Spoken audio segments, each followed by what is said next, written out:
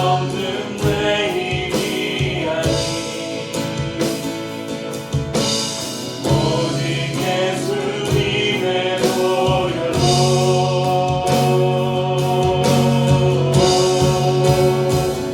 십자가의 보혈 완전하신 사랑 힘이보다 감리라 십자가의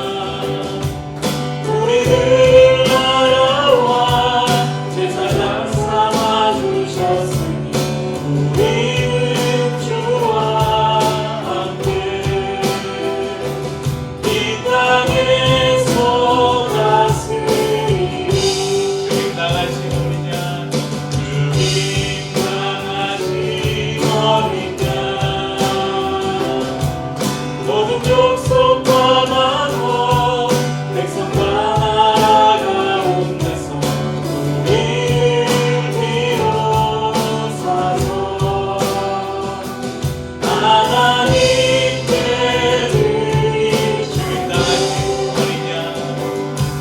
주님 당하신 어린 양 우리들을 나라와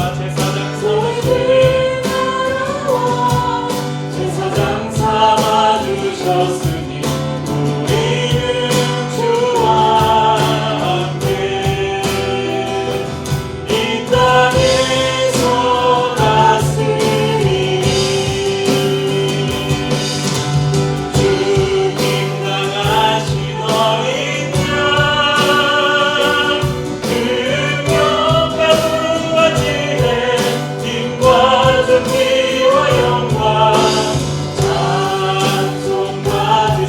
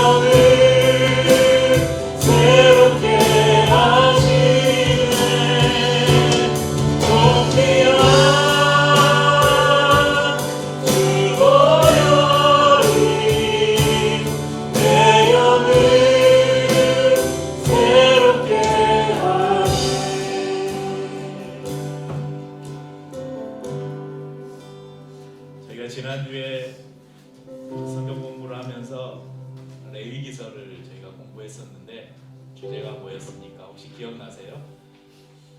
하나님께서 모세를 통해서 이렇게 성막을 만들게 하셨잖아요. 그리고 그 성막에 들어가는 방법, 하나님의 집, 하나님의 성전에 어떻게 들어가는가를 기록한 책이 레위기라고 저희가 배웠죠. 그래서 레위기에 기록된 핵심은 5제사 7절기, 5가지의 제사와 7가지의 절기에 대해서 나와 있는데, 물론 그 안에 제사장의 의복 뭐 여러 가지들이 있는데, 이 모든 것들이 말씀하시는 하나는 뭐냐면 성전에 어떻게 들어갈 것인가, 그 모든 것들이 성전에 들어가기 위한 방법이었다는 것이죠. 오로지 그러면 성막에는 문이 몇 개일까요? 성막에 들어가는 문 하나. 어느 쪽에 있죠? 동쪽. 바로 에덴의 동쪽에 에덴으로 들어가는 문이 있었잖아요. 거기서부터 시작된 하나님의 성전이 결국은 어디까지 왔습니까? 예수 그리스도까지 이렇게 이어졌죠. 그래서 오늘 우리가 하나님의 보좌 앞에 나아가는 유일한 방법은, 유일한 근거는 바로 예수 그리스도께서 우리를 위해서 지신 십자가, 그리고 그 십자가에서 흘리신 보혈을 의지하는 방법밖에 없다고 우리가 그동안 배웠습니다. 오늘도 우리를 위해서 십자가 지신 예수님의 보혈을 의지해서 하나님의 은혜의 보좌 앞에 나아가길 바랍니다. 은혜로만 들어가네, 은혜로만 선다네. 우리의 노력이 아닌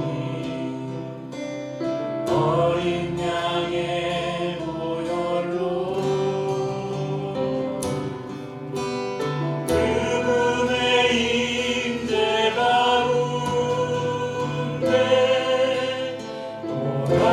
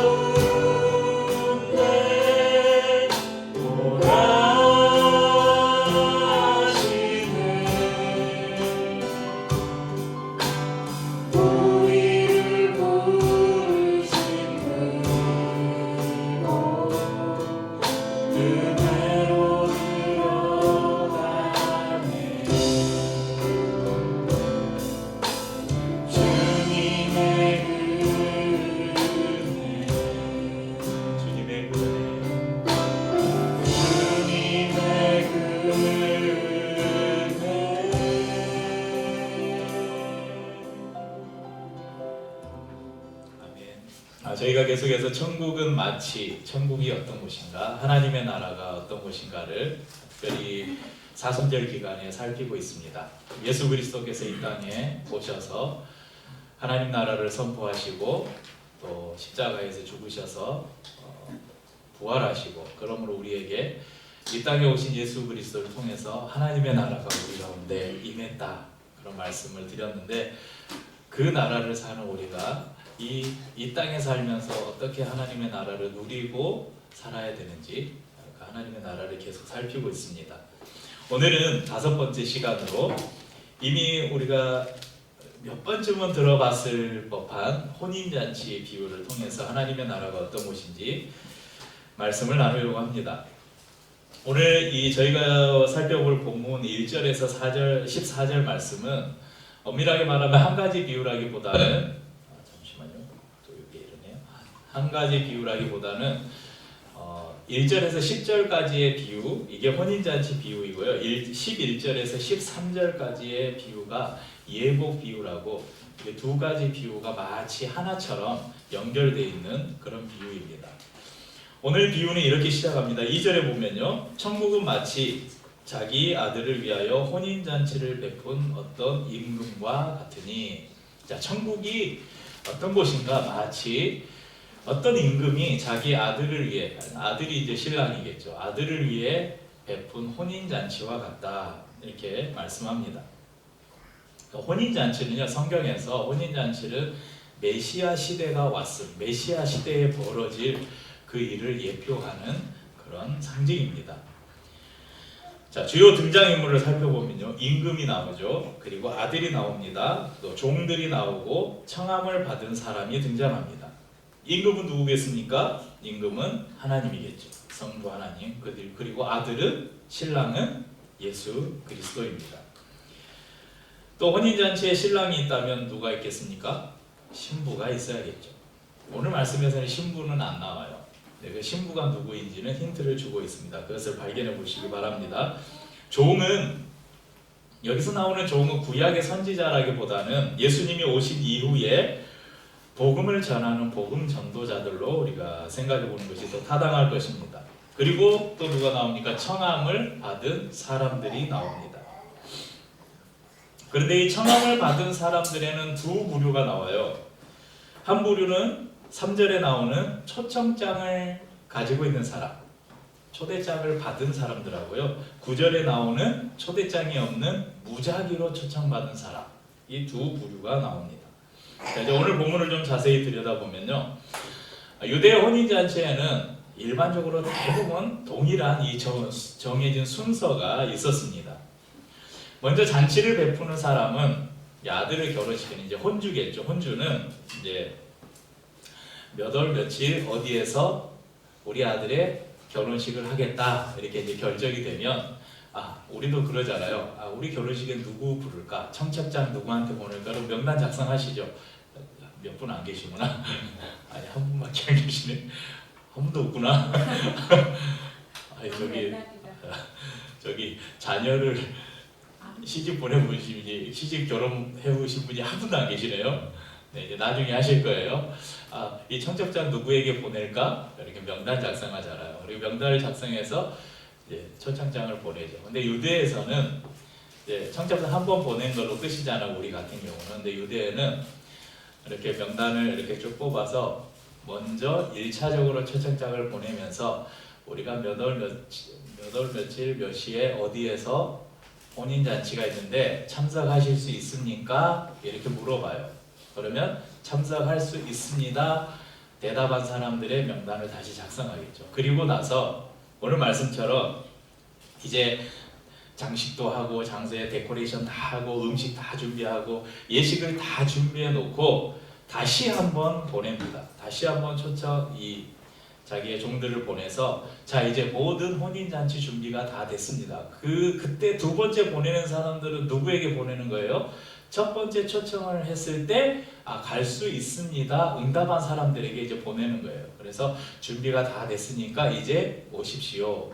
요즘처럼 뭐 카톡이 있는 것도 아니고 전화가 있는 것도 아니고 그러잖아요. 그러니까 언제 준비가 다 끝났는지 몰라요. 그러니까 그때 다 사람들을 다시 보내서 오기로 한 사람들에게 다시 두 번째 초청을 하는 것입니다. 그래서 22장 3절에 보면 그 종들을 보내어 그 청한 사람들을 혼인잔치에 오라 하였더니 이렇게 말씀하잖아요. 그러니까 종들을 두 번째 보낸 거예요. 그 청한 사람들이 누구냐면 첫 번째 초청장을 받은 사람들이에요. 첫 번째 초청장을 받고 가겠습니다 한 사람들을 다시 초청하는 것입니다. 그런데 두 번째 초청을 받은 사람들이 반응이 어땠는지를 한번 보겠습니다. 3절 보십시다. 3절 읽겠습니다. 그 종들을 보내어 그 청한 사람들을 혼인잔치에 오라 하였더니 오기를 싫어하거늘. 자, 오기를 싫어했다고 기록하고 있습니다. 자, 이들은 분명 처음에 초청장을 받고 가겠습니다, 참석하겠습니다 의사를 밝혔기 때문에 두 번째 초청을 했는데 두 번째는 가지 않겠다고 거절을 합니다. 자, 오기를 싫어했다. 이 말은 뭐예요? 어떤 외부적으로 참석할 수 없는 상황이 된 게 아니라 그냥 가기가 싫었다는 거예요. 의도적으로 거절했음을 의미합니다. 임금의 초청을 의도적으로 거절한 사람들이 누구냐? 바로 유대인들, 특별히 유대 종교 지도자들을 오늘 말씀에서는 가리키고 있습니다. 임금, 곧 하나님께서 아들 예수님을 세상에 보내셨습니다. 하나님의 나라가 인간 세상에 임한 것입니다. 그리고 메시아의 시대를 알리는 잔치를 여셨습니다. 하지만 이들, 바로 이 초청을 거부한 유대의 종교 지도자들은 신랑 대신 예수님을 중심으로 벌어지는 이 하나님의 나라의 잔치를 거절했습니다. 그럼 예수님 당시에 바리새인들, 서기관들, 율법사들로 대표되는 이 유대 종교 지도자들, 이들은 이스라엘 사회의 대부분의 그 권력을 독점하고 있었습니다. 그러니까 이들의 말이 곧 법이었어요. 그런데 어느 날 어디서 나타났는지도 모를 예수라는 한 청년이 이스라엘 곳곳을 돌아다니면서 하나님의 나라가 왔다, 심지어는 자신이 하나님의 아들이다 이렇게 선포하고 다닙니다. 많은 사람들의 관심이 예수님께로 집중됩니다. 자신들의 영향력이 위협을 받습니다. 그래서 그들은 그분이 메시아인지를 알아보려고 하지도 않았고 오히려 그 예수님을 무시하고 그를 인정하지도 않고 거절했습니다. 오늘 바로 첫 번째 초청장을 받았지만 두 번째 초청을 거절한 사람들, 그들이 바로 이 유대 종교 지도자들이라는 것입니다. 2018년 4월에 우리나라에 굉장히 역사적인 사건이 있었습니다. 판문점 남측 평화의 집에서 남북 정상회담이 있었죠. 그러니까 우리나라에서 남북 정상회담이 열린 첫 번째 일이었습니다. 이때 환영 만찬이 열렸는데 초대 가수가 두 사람이 초청이 됐어요. 한 사람은 조용필이고 또 한 사람이 윤도현, 아시죠? YB의 윤도현. 그런데 왜 두 사람을 초청하니? 이 사람들이 평양에 가서 공연을 한 적이 있었어요. 그때 평양 사람들의 반응이 굉장히 좋았다 그래요. 그래서 다시 이제 김정은이 내려오고 했으니까 또 그 현송호를 비롯한 북한의 그 공연단도 내려오고 하니까 그래서 이 두 사람이 공연을 해줬으면 좋겠다 해서 이제 연락을 했는데 이때 윤도현 씨가 저기 그 TVN 예능 중에 이탁하러 가는 길이라는 예능 프로를 찍으면서 이제 뭐 공연을 해가지고 SNS에 올려서 거기에서 그 추천 수만큼 돈을 적립해가지고 또 다른 나라를 가서 이타카까지 가는 뭐 그런 프로였다고 제가 검색을 해보니까 나오더라. 하도 오래돼서. 근데 그때 볼리비아에 있었다고 그래요. 볼리비아에 있는데 전화가 온 거예요. 어디에서 왔었겠어요? 청와대에서 왔겠죠. 이번에 남북 정상회담 있는데 당시 좀 공연에 와줬으면 좋겠다고 아마 VIP의 지시였겠죠. VIP가 이렇게 정중하게 초청을 했겠죠. 그래서 고민이 됐습니다. 볼리비아에서 그 뭐 한 두 곡인가 불렀다 그랬어요. 그걸 위해서 볼리비아에서 한국까지 가야 될 것인가? 프로그램을 찍고 있는 거기서 윤도현이 빠지면 촬영이 중단되는 거예요. 그런데 왔어요. 와서 두 곡 부르고 바로 그날 바로 비행기표 끊어서 스위스로 바로 또 날아가서 계속 촬영을 이어갔다고 합니다.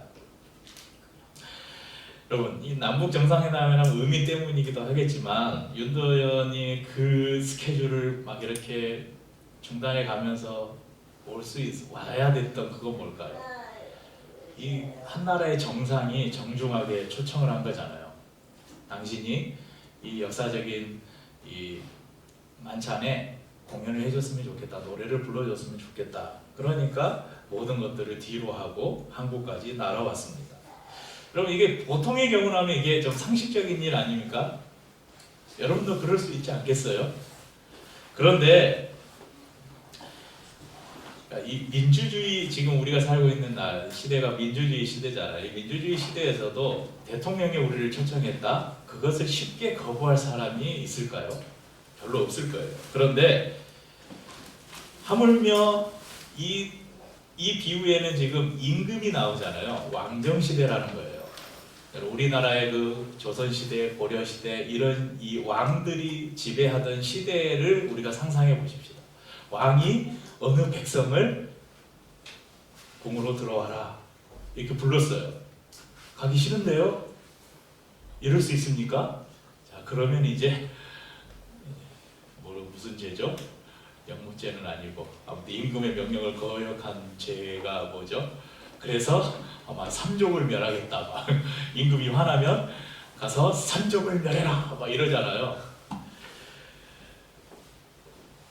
그러니까 유대 전통에서도 첫 번째 초청에 답을 해놓고 당일 두 번째 초청에 가지 않겠다는 것은 초청한 사람을 아주 무시할 뿐만 아니라 모욕하는 행위였습니다.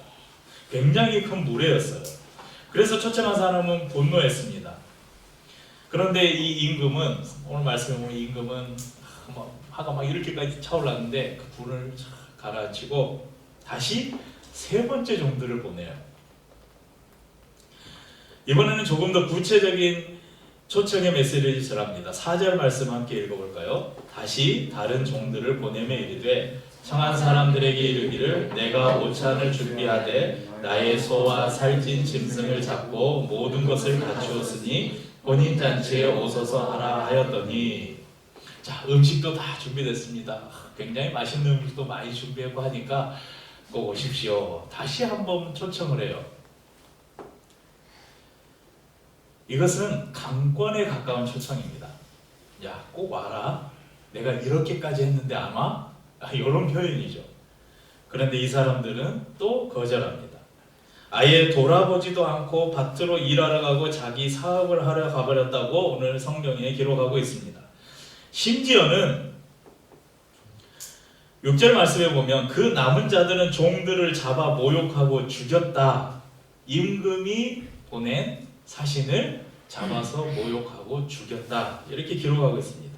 아무리 인내심이 많고 인자한 임금이라도 이 이야기를, 이 소식을 듣고 견딜 수 있는 임금은 없을 것입니다. 군대를 보내서 그 모든 거절했던 사람들을 진멸하고 동네를 불살라 버렸습니다. 오늘 이 비유를 보면서 이렇게 생각할 수도 있잖아요. 야, 어떻게 하나님이 사랑의 하나님이라면서 초대에 거절했다고 죽이고 불살할 수 있는가? 아까도 말씀드렸지만 이 비유는 현실에서는 일어나기 어려운 비유죠. 그러니까 임금과 백성의 관계 안에서 임금의 명령을 백성이 거역한다? 그럴 일은 거의 일어나지 않습니다. 만약에 그런 일이 일어나서, 제가 사극을 좋아하는데 얼마 전에 본 사극이 뭐였죠?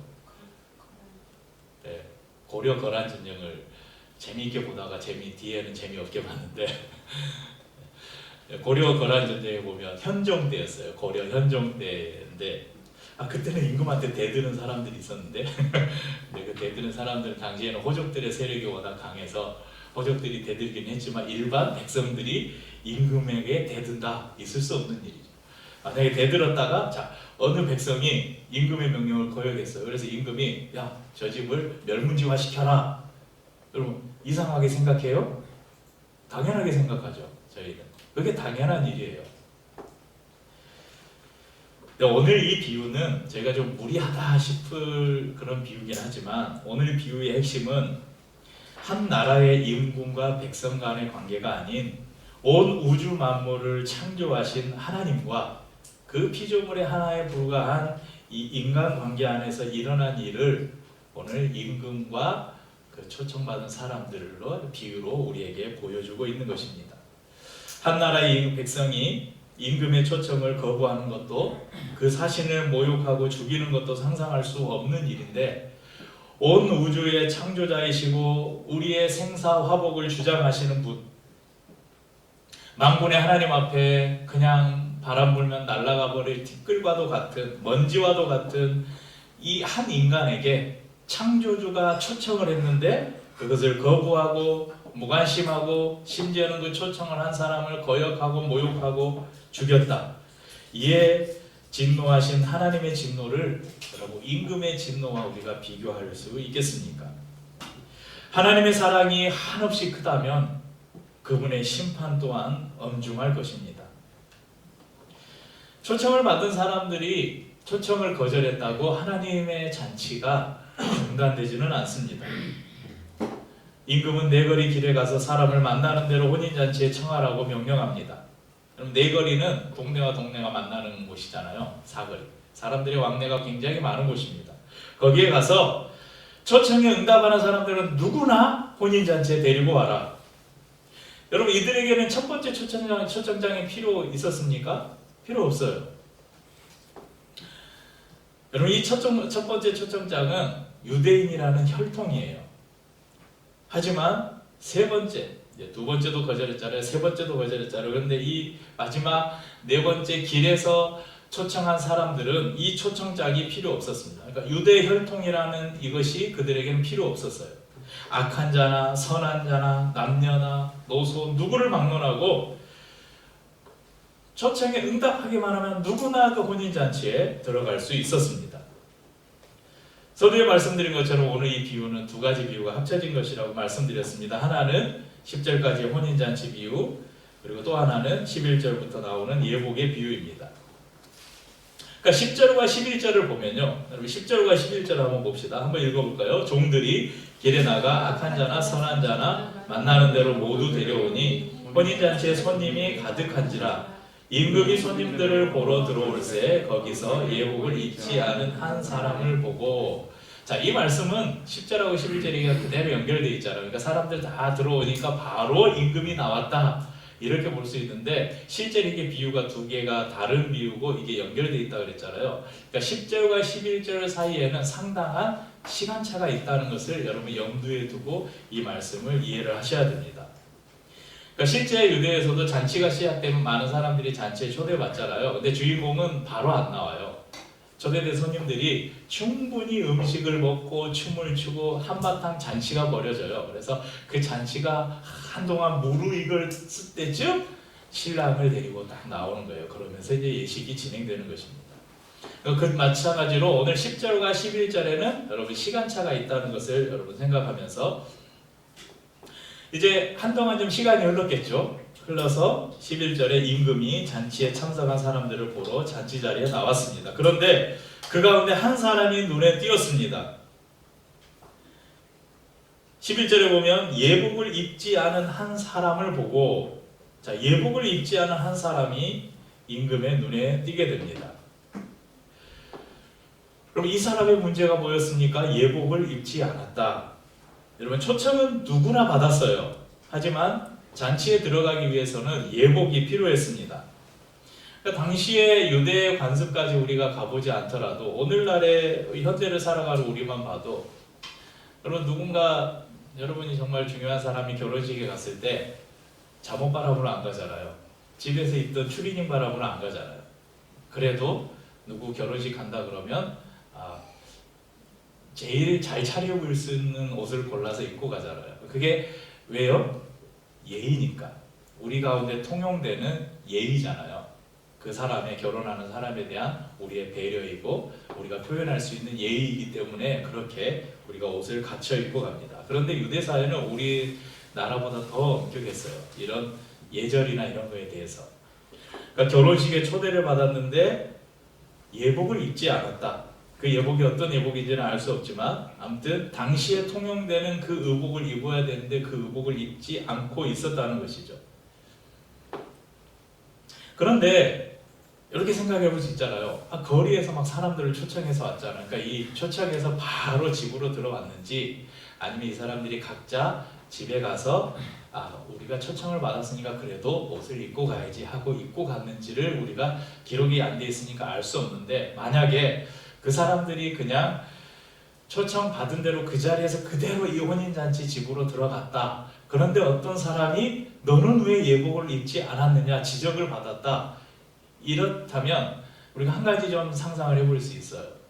뭐겠어요? 잔치에 들어올 때 사람들에게 다 예복을 줬다는 것을 우리가 상상해 볼 수 있겠죠. 그런데 예복을 줬는데 어느 한 사람은 입지를 않았어요. 나는 입기 싫다. 나는 안 입겠다 한 것이죠. 그래서 이 사람은 임금의 지적을 받았고 저를 묶어서 밖으로 쫓아내라. 밖에서 슬피 울며 이를 갈 것이다. 이렇게 말씀이 기록하고 있습니다. 여러분, 예복이 무엇일까요? 예복. 오늘 이제 두 번째 비유입니다. 첫 번째 비유는 여러분 혼인잔치에 초청받은 사람들에 관한 비유이고요. 두 번째는 예복에 대한 비유예요. 예복은 바로 회개와 그에 합당한 열매에 대한 비유입니다. 바로 예수 그리스도를 믿는 믿음과 그를 통해서 나타나는 삶의 변화가 바로 예복입니다. 성경에는 이 옷에 관한 여러 말씀들이 있는데요. 우리 앞에 화면을 보면서 하나씩 읽어보겠습니다. 이사야서 64장 6절에 무릇 우리는 다 부정한 자 같아서 우리의 의는 다 더러운 옷 같으며 우리는 다 잎사귀같이 시들므로 우리의 죄악이 바람같이 우리를 몰아가나이다. 우리가 이전에 입고 있던 옷, 이것은 나의 의로 말미암는 옷이고 이것은 더러운 옷이래요. 더러운 옷은 바로 우리의 죄를 말합니다. 이것을 벗고 예복을 입는다는 것은 죄를 씻어서 정결함을 받는다는 의미입니다. 자, 이사야서 61장 10절 말씀입니다. 읽죠. 내가 여호와로 말미암아 크게 기뻐하며 내 영혼이 나의 하나님으로 말미암아 즐거워하리니 이는 그가 구원의 옷을 내게 입히시며 공의의 겉옷을 내게 더하심이 신랑이 사모를 쓰며 신부가 자기 보석으로 단장함 같게 하셨습니다. 자, 계시록 19장 7절에서 8절입니다. 우리가 즐거워하고 크게 기뻐하며 그에게 영광을 돌리세. 어린 양의 혼인 계약이 이르렀고 그의 아내가 자신을 준비하였으므로 그에게 빛나고 깨끗한 세마포 옷을 입도록 허락하셨으니 이 세마포 옷은 성도들의 옳은 행실이로다 하더라.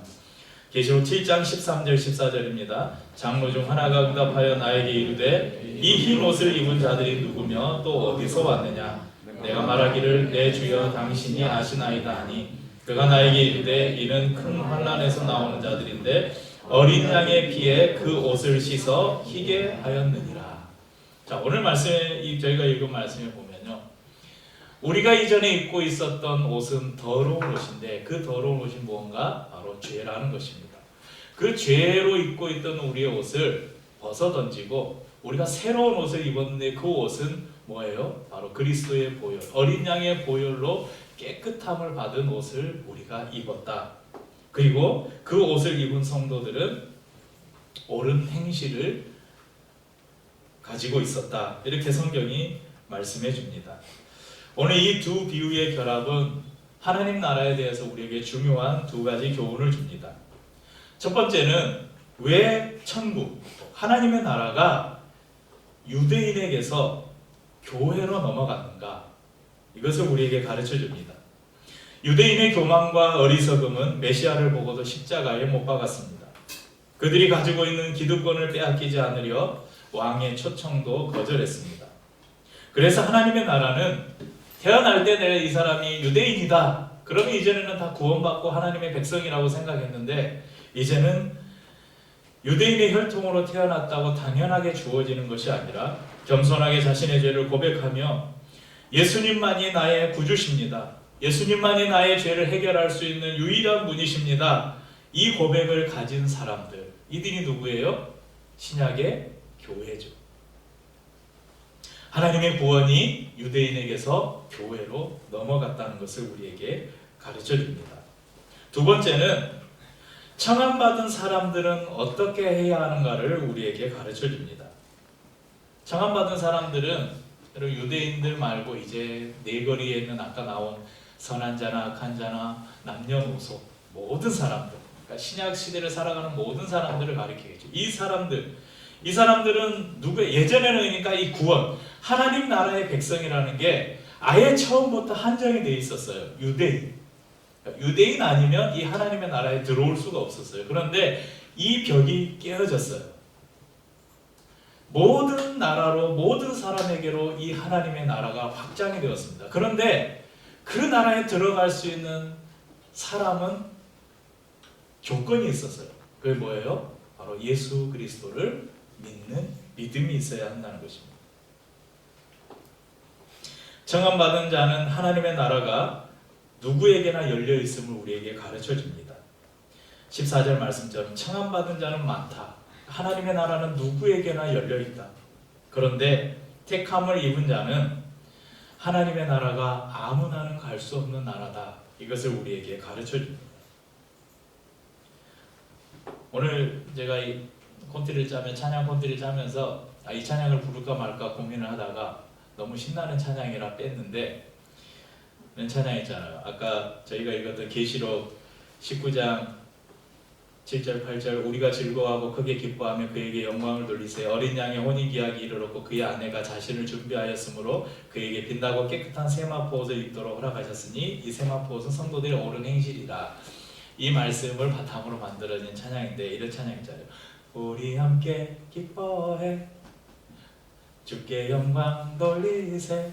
어린 양의 혼인잔치와 신부가 준비되었네. 할렐루야 전능하신 주가 다스리네. 이 찬양 아시죠? 이게 방금 계시록 말씀을 바탕으로 만들어진 찬양인데, 여러분 이 하나님의 나라를 성경은 혼인잔치로 비유하고 있어요. 그런데 이 혼인잔치가 하나님의 나라를 이 땅에서 가장 잘 예표하고 있는 곳이 어디라고 제가 계속 말씀드렸습니까? 교회라고 말씀드렸죠. 하나님의 교회는 하나님의 나라를 장차 이루어질 완성될 하나님의 나라를 이 땅 가운데서 가장 잘 예표하고 있는 곳이 바로 교회라고 말씀드렸습니다. 그리고 혼인잔치는 메시아의 시대를 알리는 예표라고도 말씀을 드렸습니다. 그러니까 오늘 예수님께서 우리에게 보여주신 이 비유는 구원 구속사적인 관점에서 이렇게 넓게 우주적인 관점에서 보자면 종말에 완성될 하나님의 나라에서 이루어질 구원의 잔치, 이것을 우리에게 보여줌과 동시에 좀 우리가 작게 보자면 매주 우리가 교회에서 모여 드리는 예배, 곧 어린 양이시고 메시아이시며 신랑 되신 예수님과 신부된 교회. 여러분 신부는 이제 발견하셨으면 신부되는 청함을 받은 사람들이잖아요. 그 청함을 받은 사람들 가운데 예복을 입은 사람들, 이 사람들이 이제 신부들이에요. 이 신부된 교회와 성도들이 함께 누리는 혼인잔치에 관한 비유이기도 합니다. 우리는 매주 하나님으로부터 이 혼인잔치에 초청을 받습니다. 하나님께서 풍성한 식당을 마련하고 우리를 초청하십니다. 말씀을 통해서 주시는 은혜가 있고, 기도를 통해 하나님은 우리의 마음을 살피시고, 성찬을 통해 그리스도와 연합하는 축복을 우리가 누립니다. 또한 성도들이 서로 하나님의 말씀 안에서 성령 안에서 교제하며 하나님의 나라를 함께 누리는 것, 그것이 바로 교회입니다. 저는 밭에 일하러 가야 해서 갈 수 없습니다. 저는 중요한 사업이 있어서 갈 수 없습니다. 이런저런 핑계로 이 초청을 거절한다면 우리는 하나님의 풍성한 식탁을 놓치는 실수를 범할 것입니다. 또한 예배로 부르시는 하나님께 나아갈 때 우리에게 반드시 필요한 것이 뭐라고 말씀드렸습니까? 예복이죠. 예복. 그 예복은 바로 예수 그리스도의 보혈입니다. 그래서 우리가 앞에서 부른 찬양들, 주의 보좌로 나아갈 때 어떻게 나가야 할까? 십자가의 보혈, 완전하신 사랑, 힘입어 나아갑니다. 힘입어 예배합니다. 이런 찬양, 보혈을 지나 하나님 품으로, 보혈을 지나 아버지 품으로 한 걸음씩 나아갑니다. 이 모든 우리의 찬양의 고백들이 바로 이것을 우리에게 가르쳐주고 있습니다. 우리의 죄를 정직하게 고백하고 나를 위해 십자가를 지신 예수님을 기억하며 그분의 정교한 보혈이 우리를 정결하게 함을 믿고 은혜의 보좌 앞으로 우리가 매일 나아가는 것입니다. 하나님의 초대장이 저 중동의 이스라엘을 넘어서 충동이 동쪽 끝에 있는 이 대한민국까지 전해졌습니다. 그리고 저와 여러분에게까지 그 초청장이 전해졌습니다. 오늘 그 초청에 저와 여러분은 그 초청에 응답하여 나온 사람들입니다.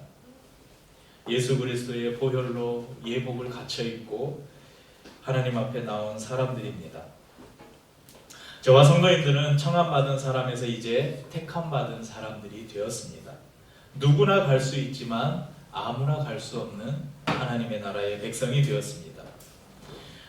우리가 사순절 기간을 보내고 있습니다. 특별히 오늘은 예수님께서 이제 마지막 십자가를 지시기까지 마지막 일주일을 남겨놓고 예루살렘에 들어오실 때에 많은 이스라엘 백성들이 종려나무 가지를 흔들면서 예수님을 환영했던 그 날을 기념해서 종려주일로 교회가 교회력으로 지키고 있습니다. 이제 오늘부터 토요일까지 한 주간을 우리는 고난주간으로 지킵니다.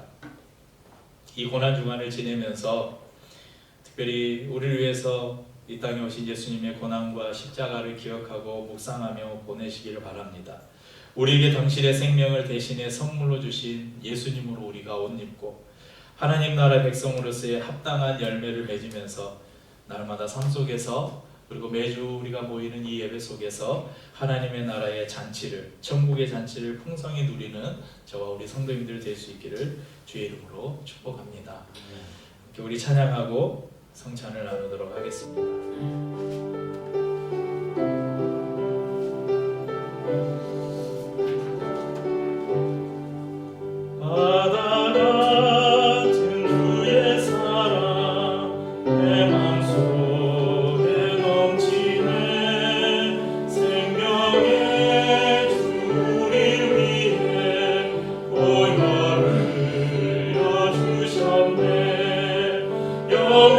영원하신 주의 사랑 어찌 우리 잊으리. 생명 주신 주님만을 영원히 찬양하리.